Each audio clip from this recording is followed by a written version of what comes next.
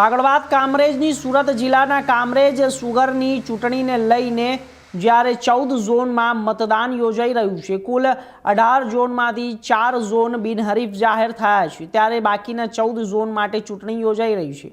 ચૂંટણી મેદાનમાં કુલ 35 ઉમેદવારો છે અને 36,165 મતદારો પોતાના મતાધિકારનો ઉપયોગ કરી રહ્યા છે। વહેલી સવારથી જ વિવિધ ઝોનના મતદાન મથકો પર મતદારો મોટી સંખ્યામાં ઉમટી પડ્યા હતા। મતદારોમાં ભારે ઉત્સાહ જોવા મળ્યો હતો। અનેક સ્થળોએ લાંબી કતારો જોવા મળી।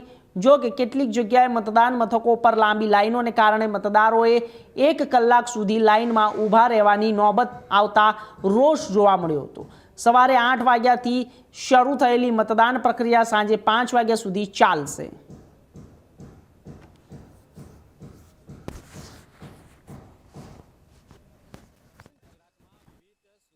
ચૂંટણીનું ઇલેક્શન શરૂ થયું હતું, એમાં સાયણ બારડોલી સહિતની સુગરોનું ઇલેક્શન સંપન્ન થયું છે।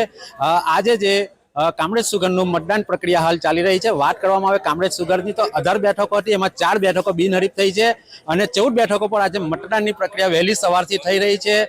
30 થી વધુ જે ઉમેદવારો છે એ ઉમેદવારોએ ઉમેદવારી નોંધાવી હતી। તમે દ્રશ્યમાં જોઈ શકો છો કે ઓલપાડની જે મુખ્ય પ્રાથમિક શાળા ખાતે જે મતદાનની પ્રક્રિયા હાલ ચાલી રહી છે। તમે જોઈ શકો છો કે વહેલી સવારથી જ મતદારોમાં ઉત્સાહ જોવા મળી રહ્યો છે। લાંબી લાઈનો લાગી જોવા મળી છે, પરંતુ વાત એ ચોક્કસ પણ છે કે જે કામરેજ સુગરને જે મતદાન પ્રક્રિયા હાથ ચાલી રહી છે, પરંતુ એમાં કેટલીક અવ્યવસ્થા પણ ઊભી થઈ છે, કારણ કે લોકોએ 2 કલાક સુધી ઊભું રહેવું પડે છે, જેમાં સિનિયર સિટીઝન હોય, જે માંદગીવાળા જે સભાસદો છે એમને પણ તકલીફ પડી રહી છે। ત્યારે હાલ જે તંત્ર દ્વારા જે સુવિધા આપવી જોઈએ એ સુવિધા પણ હાલમાં આપવામાં આવી નથી અને લોકોને તકલીફ પણ પડી રહી છે, પરંતુ સભાસદોમાં જે મતદાનનો જે ઉત્સાહ છે એ ઉત્સાહ પણ જોવા મળી રહ્યો છે। ત્યારે હાલ મતદાનની પ્રક્રિયા ચાલી રહી છે। સાંજે 5 વાગ્યા સુધી મતદાનની પ્રક્રિયા ચાલશે। ત્યારે સભાસદો છે એ સભાસદો કોને જીતાડે છે એ તો આવતીકાલે જે પરિણામ આવશે, મત ગણતરી થશે ત્યારે જ સ્પષ્ટ ચિત્ર સાબિત થશે, પરંતુ હાલ જે લોકોમાં ઉત્સાહ છે, મતદાનની પ્રક્રિયા ચાલી રહી છે,